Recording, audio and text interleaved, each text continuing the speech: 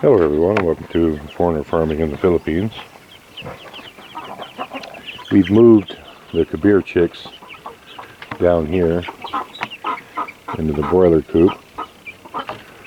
I guess we just call it the chicken coop now. What are you guys doing in there, huh? They're getting pretty big, so they were kind of outgrowing the little cage that we had them in.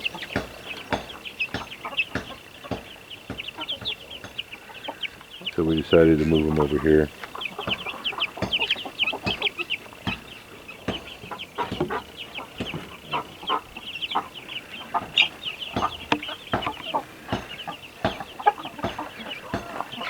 We've also separated out the native chickens and put them over here. How you doing, honey?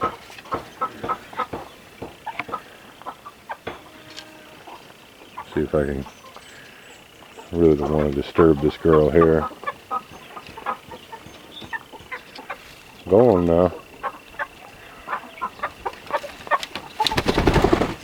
There, you made it.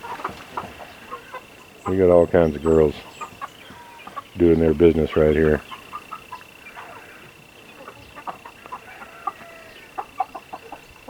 So I'm going to get by here without disturbing them too much. We've taken these broilers out.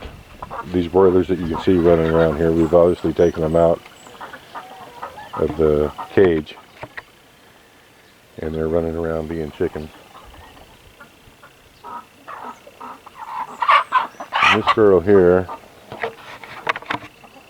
well, I thought she was sitting, but she's not.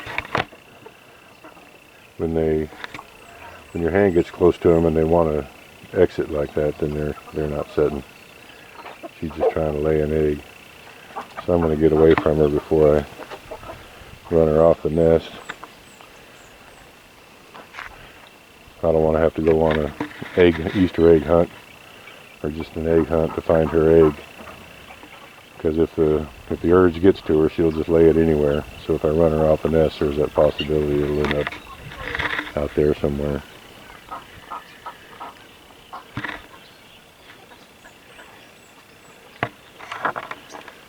I do like my chickens.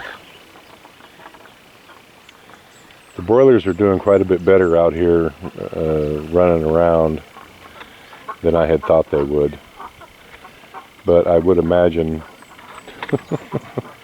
that little hen right there didn't want anything to do with Nene.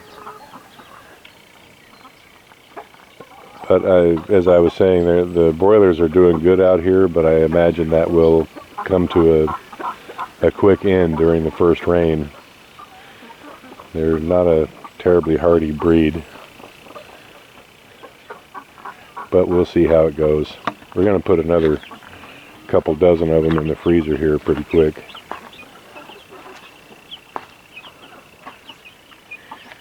So now the experiment starts to see weight gain and feed conversion. The difference between the Kabir and the broilers. So we'll see how it goes. We'll keep everyone posted. I think these are 11 or 12 days old now. So we'll see what they're at 45 days like the broilers.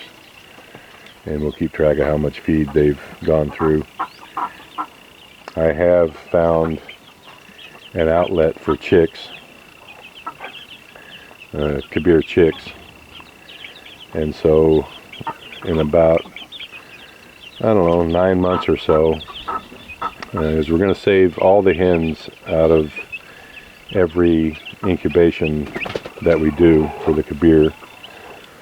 I'd like to get this flock up to at least 100 hens, and we'll probably at some point get three more fairly larger capacity incubators. I see them online through Lazada and Alibaba. They've got a 112 egg unit for a pretty good price. And what I may end up doing is just having, I'll buy 3 more of those, possibly 4. I've got actually several outlets for the Kabir chicks. The math works out. People are so accustomed to paying 5 or 6 pesos an egg for eggs that what I've penciled out is that we would need 9 pesos an egg on these Kabir to break even. But that is also those aren't true numbers, because in our flock there are 6 roosters that are being fed, and they eat like twice as much as a hen. So that comes into account. And there's, I don't know how many there are left now. When I did those numbers, there was also about 10 younger roosters that were growing up.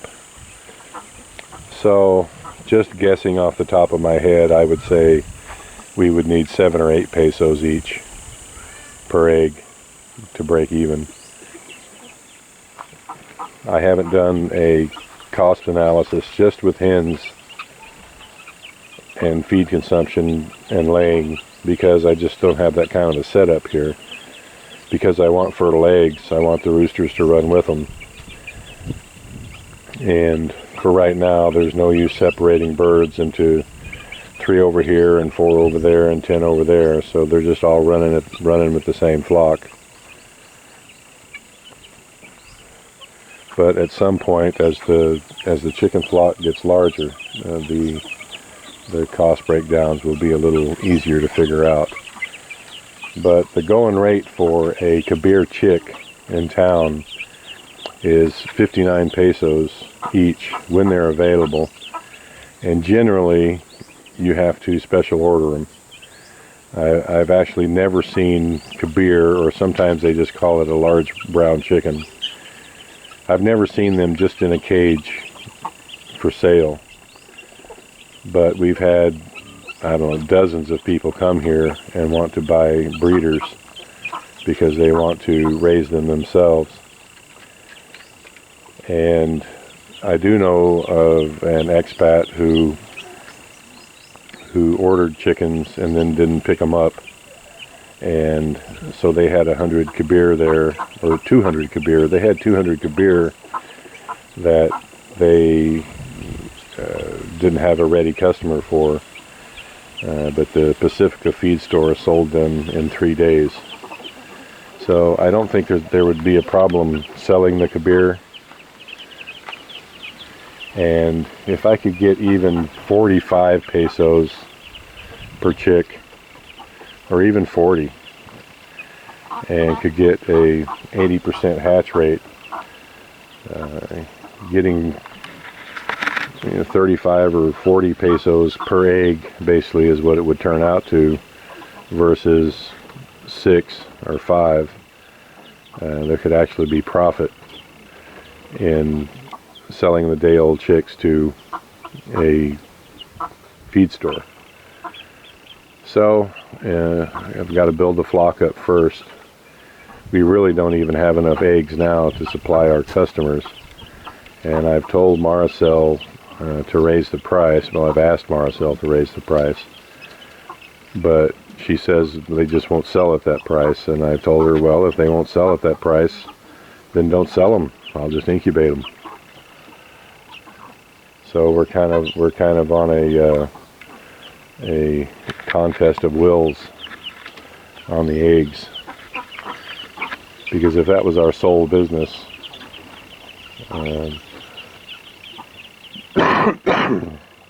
it would make no sense to be operating continuously at a loss. Of course, if it was our sole business, we would be doing it differently. We would have the hens, we'd have the hens completely separated for layers and no roosters, because we wouldn't need the fertile eggs. So it's always something in the works here. Thank you, everyone. Please like, comment, share, and subscribe.